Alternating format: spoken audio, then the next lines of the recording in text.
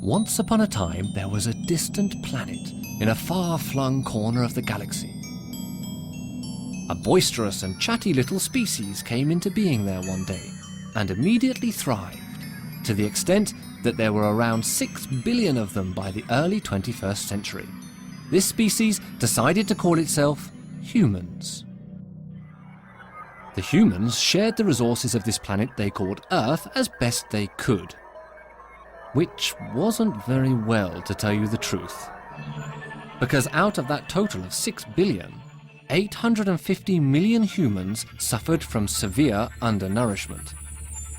850 million means more than 1 human in 7. So maybe you're wondering how they decided who among them should be well-fed and who should be undernourished. They didn't hold a contest, nor a prize draw. It pretty much depended on where you were born. Out of the 850 million underfed humans, 820 million lived in the southern part of the planet. But what does undernourished or underfed actually mean? For example, let's take 2 young humans. Bob lives in a region in the north of the planet called Europe, while Seku lives in a southern zone called Africa. Their food intake is very different in terms of both quantity and quality. Whereas Bob has access to a varied diet and plenty of it, Seku is underfed. Most of the time he eats rice or millet, little in the way of fruit and vegetables, hardly any meat or dairy products. His diet doesn't cover all his needs in terms of energy, nutrients, vitamins and minerals. He is exposed to serious health risks and, statistically speaking, will die 20 years younger than Bob. How did such an injustice come about? It's important to remember that these creatures are unable to absorb solar energy directly, meaning they have to store up energy by swallowing plants and animals grown and raised by a particular category of human called farmers. Yet, along with their families, farmers represent 80% of the undernourished population. There are several reasons for this paradox, and they sometimes overlap. In certain regions of the planet, farmers only have tiny plots of land, which are too small to feed their families. In other regions, they don't even own the plot of land they use to grow crops. In the 4 corners of the world, poor peasant farmers do not enjoy access to the latest techniques nor equipment, which could help them produce more and store their harvest to make it last all year. There are also some countries which have a wealth of natural resources such as oil and where food production is insufficient due to a shortage of farmers. Let's see why. The field of manioc you can see here has been abandoned because its owner Usman has gone to live in the big city. Usman left because he hopes he can earn more money working in the oil industry. He no longer produces manioc, and nor does he consume much anymore. Since he became a city dweller, he prefers bread made from wheat or rice. But wheat and rice don't hardly grow in this part of the planet, which means they have to be bought elsewhere, on the international market. This is where Peter comes in. Peter is a trader in Chicago. Peter's job is precisely the buying and selling of agricultural products. He's never actually seen a sack of rice. Everything is done on computer. When he buys a product, its price goes up, and when he stops buying, its price falls.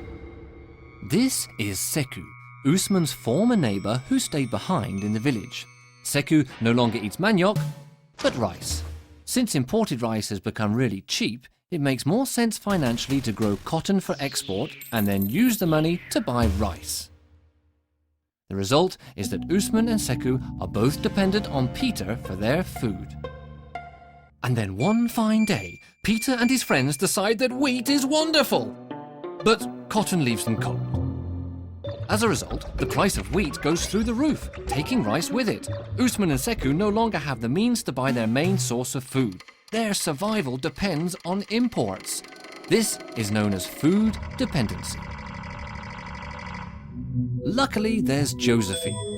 Josephine works for a food aid program, which distributes provisions to Usman and Seku to stop them starving, which is obviously a good thing. What's not so good is that distribution of free food pushes down prices on the local markets, which makes Seku even poorer.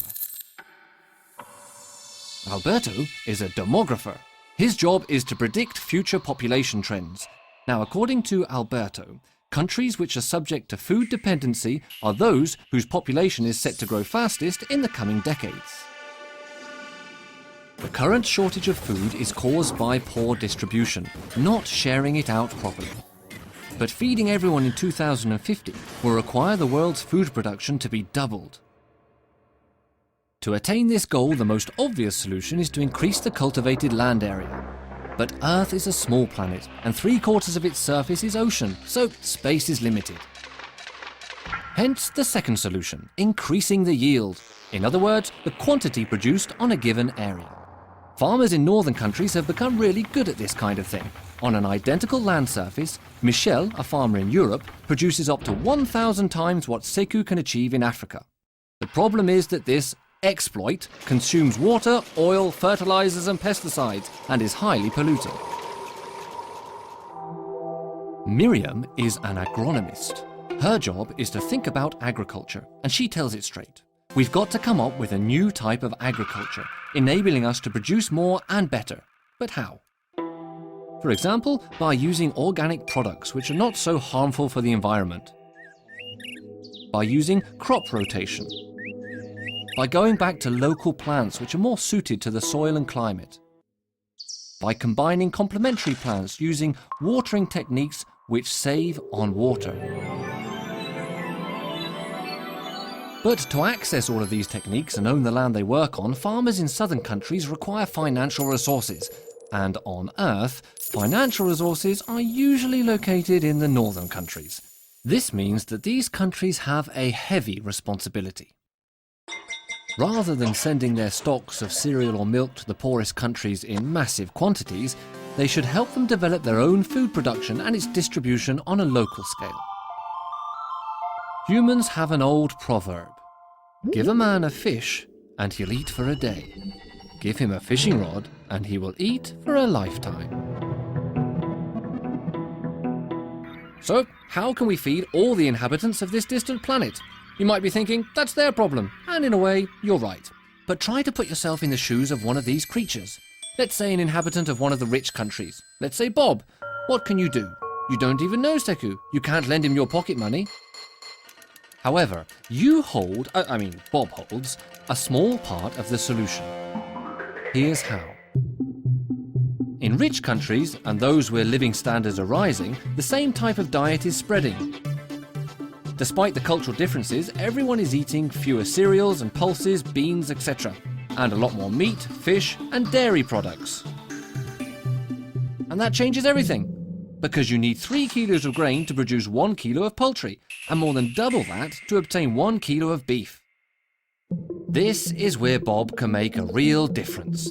In fact, by choosing a dish of lentils instead of steak, he consumes 1/6 of the farming land and 1/12 of the water, and this leaves more for others. So, how can we feed the world? It's tricky, as the factors at work are political, economic, ecological, and scientific. On this distant planet, humans have to work together to solve this puzzle. And unless they find a spare planet to rear cows on, the solution also lies in changing their eating habits. In other words, in changing what's on Bob's plate.